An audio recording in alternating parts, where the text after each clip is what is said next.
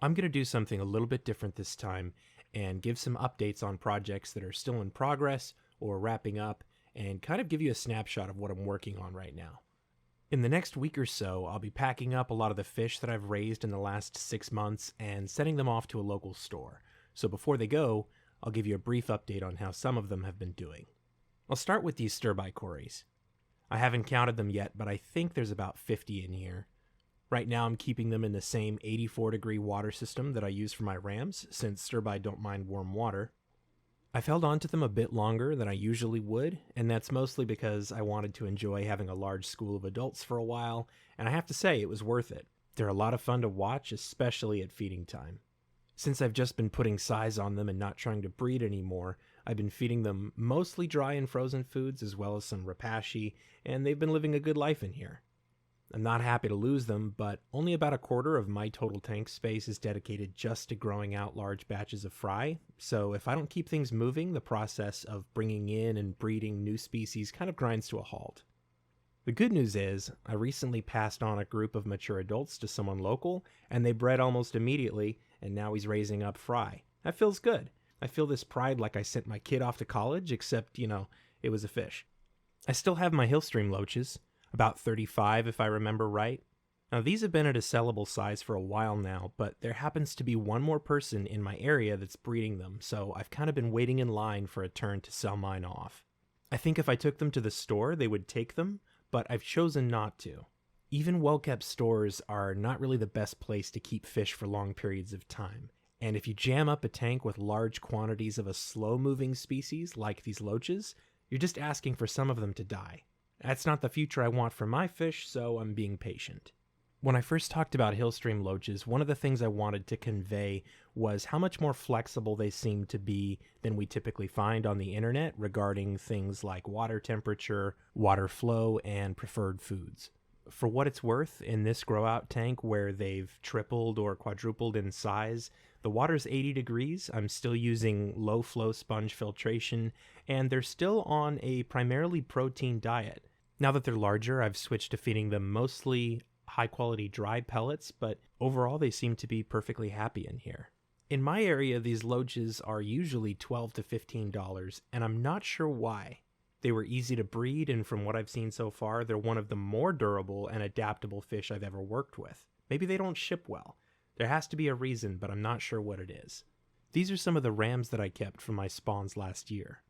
I tried to keep at least a few with nice coloration so that I could have good breeding stock for the next generations. In general, I haven't been keeping and breeding the same species more than once. I'm looking to gather and share a diverse experience, so most often I bring in a new species, breed them, raise the fry, and then sell the original adults along with the fry to make room for something new. Rams are the exception. They're in such high demand, so fun to keep, and easy enough to breed that I've chosen to keep some around full time. Right now I'm experimenting with harem spawning, which is a breeding strategy based on keeping a single male with a group of females to select from as a mate. It definitely has pros and cons, but I can tell you already that if the goal is to produce eggs on a regular basis, this is probably the way to go. Now the males I'm working with are actually not ones that I bred here. I'm happy to introduce new genetics, but that wasn't actually my plan. As I was selecting future breeders, I found that my first batches of rams turned out to have a heavily skewed sex ratio. Out of about 300 fish, I'm not sure if I produced a single male. If I did, I must have sold them. So to keep breeding, I had to pick up a couple more. I'm really happy with the ones I found. They've got great coloration, but as I continue to breed rams, I'll be working on adjusting parameters to make sure I get a more even sex ratio. My guess is that I let the temperature slip early on in the fry development period, and that might have skewed the sex ratio for me, but I'm really not sure yet, so I'm going to have to do some experiments, raise some more batches, and see what it takes to consistently get a good sex ratio. Real quick, I have to tell you a funny story. Now, rams are so domesticated at this point, and so eager to breed, that they really aren't that picky about spawning sites. I'm pretty sure that if I just laid my hand flat on the bottom of a tank and held still for long enough, they would probably lay eggs on it. Still, I try to provide spawning surfaces that are both attractive to them and will also be easy to remove for artificially raising the fry. I used to keep an Anubias plant in an easy planter in here with the rams, but they liked spawning on the planter so much that it became a problem and I had to take it out. One day I caught a pair in the middle of spawning on the planter, and I knew that with several other competing females in the same space, those eggs would be gone by morning. I picked up the planter with eggs on it and moved it to a tank in another room. I'm not sure what I thought would happen, but I then netted out the parents and put them in the same tank. And you know what? After a few minutes, they just kept on spawning like nothing happened. If I hadn't seen it myself, I wouldn't have believed it. That's determination. As soon as I clear out some space, I'll be moving this most recent batch of Apistos to my grow-out rack, and I'm looking forward to seeing how well they color up in a darker space. They're a little stressed right now because I've been cleaning their tank, but even on a good day, the light-colored substrate tends to wash out their color. Before I got into keeping fish, I had no idea how much they were able to change their color. Breeding displays are certainly a part of it, but in general, I think it's active camouflage. They don't want to be visible to predators, so if you put them on a light background, they wash out. Put them on a dark background, the fish darken too. I still have a male from an earlier batch of fry, and he lives in a tank with a black bottom. You can see he's much more colorful. That's a fine looking fish, right? I'm really looking forward to seeing how well these younger fry color up after they move tanks. Aside from color, everything else has been going well for this batch. Currently, they're still on live foods, but they're getting to a size where I've started mixing in some dry pellets just so that they won't completely snub dry food later on. I'm hoping to make the move within the next week or so, which is perfect timing because I actually just got a couple pairs of new Apisto species. There are quite a few I want to work with over time, but the next ones I decided to try are Agassizii and McMasteri. They're still small, but they already seem eager to breed. The Agassizii in particular have been especially active, and I'd like to let them start trying as soon as possible. Whether they're ready to breed right now or not, I'd at least like to get them into a breeding tank where I can watch them closely and separate the pair if necessary.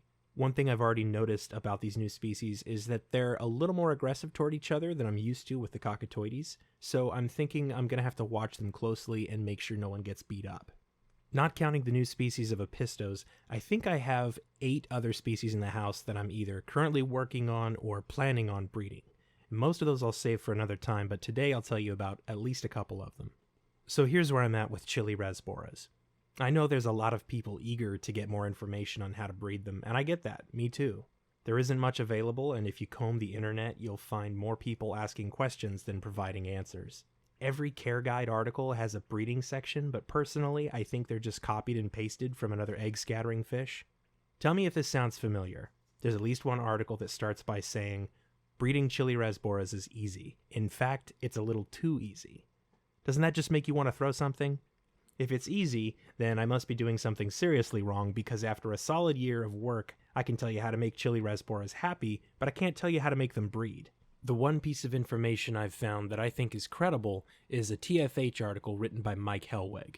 He said he's bred all 6 species of boraras and that he did it in tap water. He mentioned a couple of factors he thinks are especially helpful, and I've tried to incorporate them in what I'm doing here. For one, he mentioned that he couldn't get fry to grow unless they had access to decomposing driftwood or leaf litter, and also that feeding microworms or other nematodes was critical to getting the adults to spawn, and also as an early food for developing fry.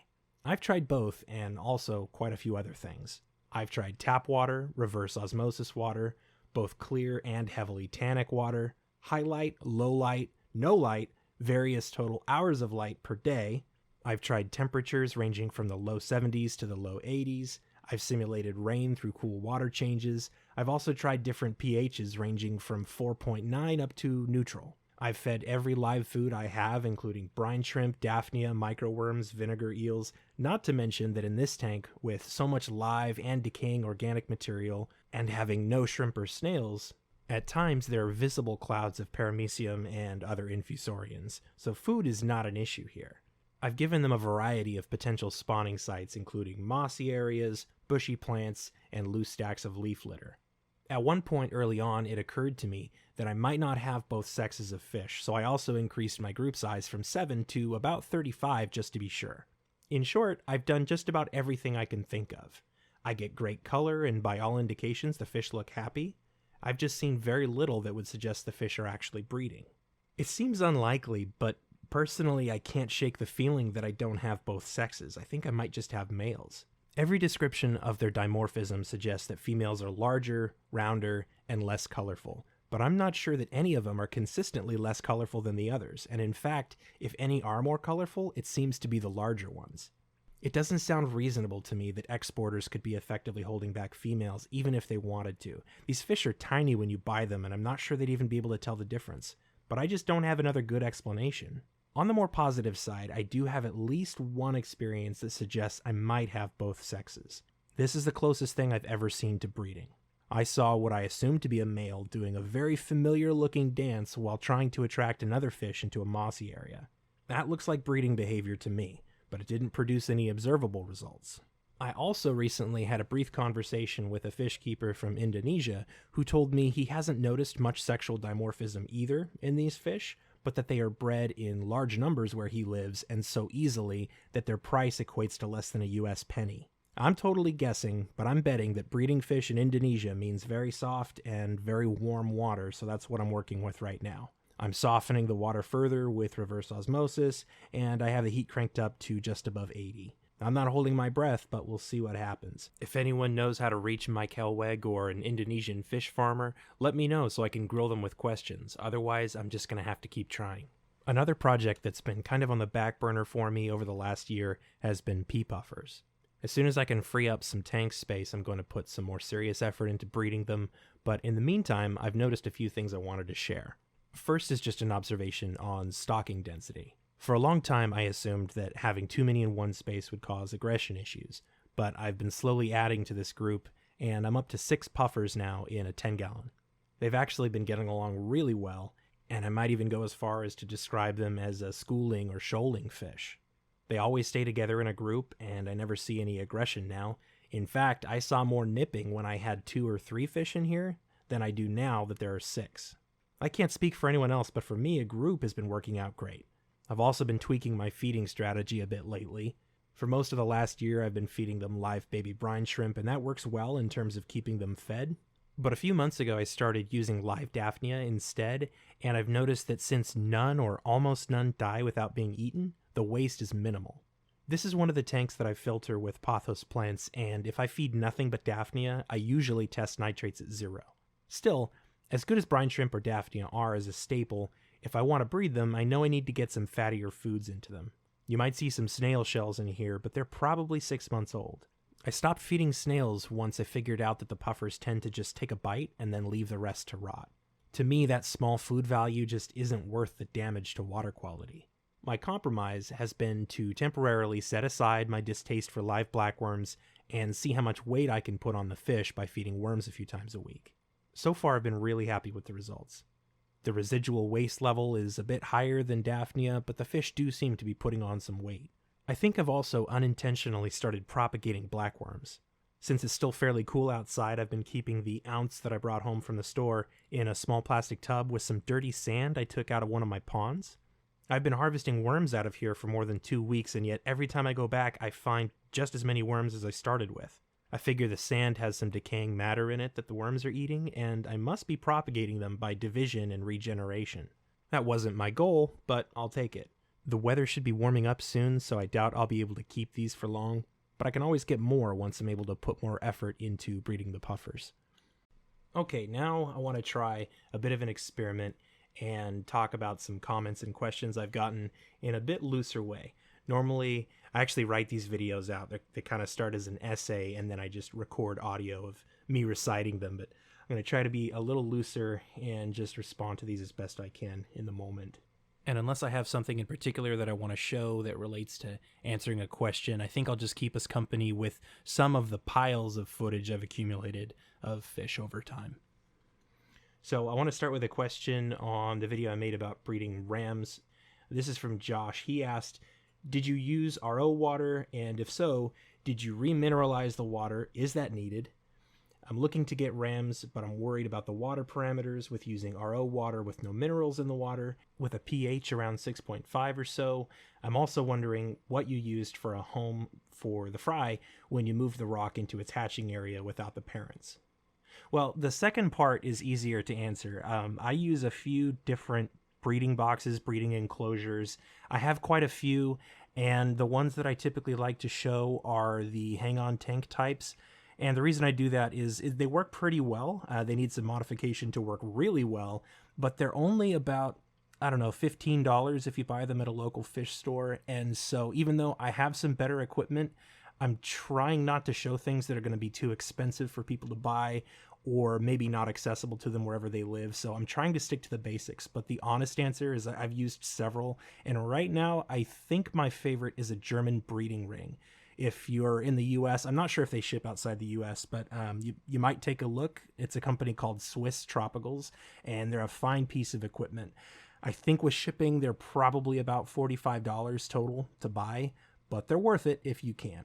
As for the water question, did I use RO water? No, I didn't use RO water. I just used my tap water. And that's funny. The first time I took rams into a store to sell them, I think 2 people asked me that first night, what kind of water did you use? And I was a little confused by that. I just used tap water. I'm lucky in that my water is pretty soft out of the tap in both GH and KH, but I really don't think you have to mess with water parameters much to keep or breed rams. And that's assuming that you're outside of extremes. I think they're probably fine with a little bit lower pH if you wanted to. They're certainly fine at neutral, and I think they could stay alive in a bit harder water, but once you get to upper 7s or low 8s, they're probably not going to like that so much. I don't have a ton of experience with hard and high pH water except for some shell dwellers that I'm keeping right now. But my strong feeling is that they're a lot more flexible than the internet would suggest when you first do your research. Now, I will mention, like I did earlier, there may be some parameters that I have to tweak to make sure I get an even sex ratio when I'm breeding rams, but I don't think it's pH. I think it's more likely to be temperature. I know with the Apistos, that's kind of a known problem.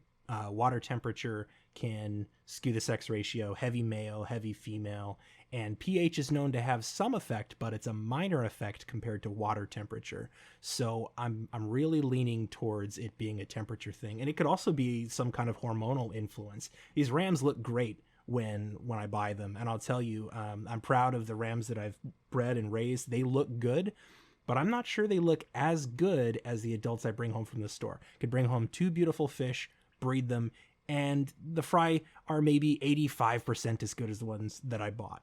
To me, that makes me think maybe there's some hormones being used. You know, that's pretty common to hear about. Fish get juiced, right? They're administered hormones to make them grow faster, look better. So who knows what's being done to farm-raised imported fish. Okay, the next one's also about rams. Heads up if I can't pronounce the name or if I'm afraid I can't. I won't even try. I won't embarrass myself.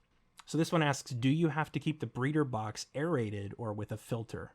What's the temperature for the breeder box, or do you not use a heater for it? I do aerate the breeder box. Since most of my run on air uplift tubes, there's some natural aeration there. Filtration, the whole idea behind a breeding box is that it circulates water from the main tank. So you're kind of piggybacking on the filtration of the main tank and then circulating filtered water into where you have the fry. The temperature for the breeding box, depending on how high the water flow is, and I typically try to keep my water flow gentle. I don't think small fry like getting knocked around by a lot of water current. So with a slower flow rate, I usually find that the temperature in a breeding box attached to a warmed up, not room temperature tank is going to be a degree or 2 lower than the main tank just because it's cooling off. But on hang-on tank breeding box, you can definitely help to keep the temperature as warm as the main tank if you put a lid on it, if they come with one. And of course, if you're using an internal floating or in any way inside the tank breeding enclosure, that's going to be pretty much the same temperature. Okay, the next couple I'll take from the Apistogramma video. So the first question was, did you remove the male after the eggs hatched? Yes, I did, and I completely forgot to mention that. When I make videos, it's usually this long binge section of about 10 hours on a Sunday, and I get so tired by the end of it, sometimes I forget details and I leave them out. But yes, I took the male out actually before the eggs hatched.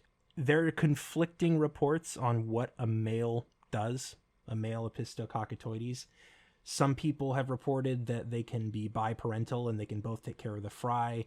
I would say more people say that it's just a risk to the male's health or to the fry. So the male might eat the eggs, he might eat the fry, or the female, not trusting him, might kill him, right? She would normally just chase him away, but he's got nowhere to go because he's stuck in the same tank. And the female can get very aggressive and protective around babies and just kill the male. So to me, the risk wasn't worth it. Even if he did involve himself in the fry rearing process, I don't think it would have helped anymore. So yes, after the eggs were laid, I removed the male and put him in the upper level of that tank system. If it wasn't obvious, that's one of my double-decker tanks where I have one connected to another above it for extra water volume. The next one was, why did you use San Francisco strain brine shrimp and then transition to baby brine shrimp? Is there a difference in size? Yes, there is definitely a difference in size. When I first started hatching baby brine shrimp, I put a lot of effort into getting about an 18-hour hatch rate, catching them in the first phase of their development. After they hatch, they go through, 4 or 5 different stages of metamorphosis. And at each stage, they consume more nutrients, they kind of rebuild their body, they come out larger, and more of their body is shell than, let's say, unconsumed raw resources, like would be really nice for our fish to eat. And so my goal was to catch them in the earliest stages of metamorphosis where they still have a lot of raw nutrients available and give them to my fish then. And at that time, they were also at their smallest, and so they were a lot easier for younger, smaller mouthed fry to eat successfully. But then somewhere along the way, I learned about the San Francisco strain brine shrimp, and those have been, I would expect, selectively bred to be about 40% smaller than normal brine shrimp. And I keep a couple small bottles of those on hand. I don't use them very often. I use them for maybe a day or two just to help bridge the gap. But I've found those to be really helpful for getting brine shrimp into smaller fry. This was a question about celestial pearl danios, and I'm paraphrasing here, but the question was, my fish made a lot of eggs, but the hatch rate is less than 5%. Why is that, and how do I incubate the eggs? I would start by saying we're assuming that the eggs are fertilized in the first place, and probably many of them are, but there are a few things you can do to improve the fertilization rate from the get-go. One of those is wherever the fish are breeding, you might want to not have water flow be too heavy. I think that can kind of make the fertilization a bit more difficult. And also take a look maybe at the ratio of males to females. If you look at some of my earlier videos, you can see footage of what it looks like when the males and females actually get together and fertilize an egg. But if you have too many males, you can have one male locked up with a female producing an egg, and you can have another male body slamming into the pair and knocking them around, right? They want to shove the other males away and breed themselves instead. So they can be pretty aggressive with each other. That might have something to do with it. But assuming that they're starting fertilized, after that, you just need to put some effort into preserving the health of the egg. They look inanimate, but you have to remember that they are a living thing and they're sensitive, and they have many of the same needs as a small fish, right? They care about water quality, they care about temperature, they need oxygenation. That's an interesting one. I was recently looking at some rice fish eggs under a microscope, and I noticed they have this really extensive circulatory system running all around the egg just under the surface. And I imagine that's kind of like a capillary bed where they're absorbing oxygen through the, it's not a shell, but the membrane of the egg. And so they have needs. A few things that you might do to improve the health of the egg over time is keep them spaced out so that if any get fungus on them, it doesn't spread and kill the rest. Make sure they get some oxygenation with a lightly flowing water. Don't blast them with light. I know there's only a few fish that we recognize as being extremely light sensitive in the eggs, but I don't think it's really great for any of them. So yeah, just try to keep them comfortable and be sensitive to their needs, and you ought to have a better survival rate of the eggs, assuming they're fertilized. If you're really having issues with fungus, you might invest in finding a little bottle of methylene blue to dose the water if you're hatching those eggs artificially. That can really help. But even in a natural setting, if the eggs are healthy, they tend to survive some fungal presence pretty well. This is another interesting thing I saw while playing with a microscope. I have to tell me, have you ever heard of shrimp, small shrimp, being used to keep fish eggs clean deliberately, right? Like a breeder would have corydoras eggs and they would put some baby shrimp in there, and the shrimp would pick off debris, maybe the starts of fungus from the surface of the eggs, and it would keep it clean, right? Well, what I saw early on when I was looking at celestial pearl danio eggs were some that were infertile, but they weren't fungusing. I was kind of surprised. I wasn't sure why. So I looked at them under a microscope and I found that the surface of the egg was completely covered in little microscopic creatures just scouring the surface of it. And I thought, wow, maybe they're doing what those shrimp were doing. They were kind of cleaning up on the outside. So, when you have eggs in a natural setting, I think that there are some factors that help to preserve them and keep them from being destroyed by the dirtiness of a natural environment. Okay, this next one was about sterbai corydoras, and I think this is a really good question. This is from Idir, and he asked, when you do the water change with cold water, do you leave the heater on or off? Just to give you some background, doing cool water changes is a really common strategy for trying to induce spawning in corydoras species, and that's something I did when I was breeding sterbai. The short answer is I left the heater on. But I think this is a really good question because I myself wonder if it's better to leave the heater on, to turn it off temporarily, or maybe to drop the temperature while doing a cool water change. And one of the ways I've been trying to answer that question for myself was doing some research on what happens to a natural river system or a lake during rain. From what I recall, there are two main ways that rain will drop the temperature of a natural water system. One is, of course, the rain droplets as they're falling through the air. They're going to, the air's probably cooler where the rain originates, upper atmosphere.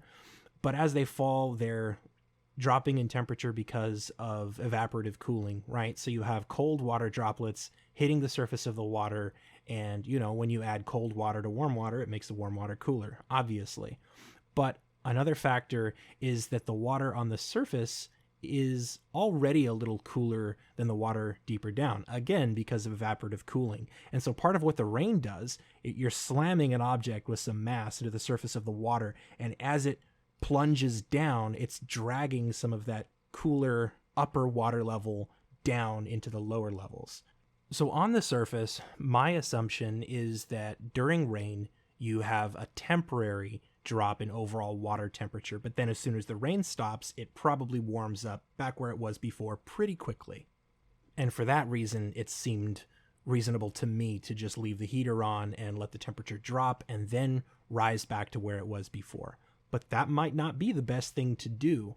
What the fish are looking for when they're stimulated into spawning by rainfall is they're looking for the start of a rainy season, right? They're looking for heavy rain over a long period of time to flood areas, which will now be rich with food, or to maybe wash things they can eat down into the water systems where they already live. And when we're talking about a rainy season, who knows? Maybe the rain happens continuously for days or on and off over long periods of time. So it might actually result in a decrease in water temperature for an extended period of time. That's a really good question to me, and I don't know. A temporary temperature drop worked for me, but that's definitely something I'd like to learn more about and investigate in the future. This was kind of a related question. This was from RZ. They asked, when you say that corydoras prefer to spawn in flowing water, would you say that they generally prefer to live in a tank with flowing water? And they also mentioned that in some videos of corydoras in the wild, they appear to be living in areas with strong flowing water. I would say that they do enjoy it. They like playing in it. It's definitely a part of their spawning process, I think, for many species. But my assumption is that they would also enjoy regions without strong flow where they can rest and relax. I mean, they got to sleep at some point, right? They can't constantly be burning calories fighting against a strong water current. So I like to provide regions of both, regions of flow and regions where there isn't much and they can just kind of rest. Outside of a breeding context, I'm not sure that strong water flow is critical for their health or their survival, but they do seem to enjoy it. I'll end with two more questions that kind of go together, and these were both left as comments on my last video about setting up a small tank just for breeding egg scattering fish. And in that tank, I used glass dividers, right? It was a betta dividing tank with glass panels that can be installed to separate the bettas from each other. And I can see some reasons to use that in a breeding context. And this question from Jason was, how does the divided side without the heater and flow perform? That's a good question. So I have the tank divided in half with a glass panel. I have the filter, aeration, and the heat on one side and not on the right. Now, there are small gaps around the glass panel, but it would be hard to argue that the transfer of water from one side to the other isn't severely reduced. My simple answer to that is, with a lid on the tank, you're still going to get a fairly consistent temperature on both sides of the divider, but the water flow and filtration issue is a bit of an issue. Typically, I mitigate any risk from that by not really feeding in this tank. I'm just housing the fish temporarily. And in that much water, oxygen isn't going to be an issue for a day or two. Filtration shouldn't be a big issue. And there is a little bit of flow, so it kind of works out. However, I don't think it's ideal. So recently I built a divider for this tank that still incorporates mesh, a pretty coarse mesh, so that water can flow easily from one side to the other. And then those problems just become a non-issue. Now, Green Thumb Aquariums left a comment kind of on a related note. They said, I have one of these tanks and I find the dividers handy. I wish there was a quiet, compact device that could carry water from one side to the other so that water would flow between divided sections. I would have to say, just to start, I do think that a coarse, porous divider that allows water to flow through is probably the simplest solution to avoid needing to actively move water from one side to the other. But if you really want to, I have actually done so.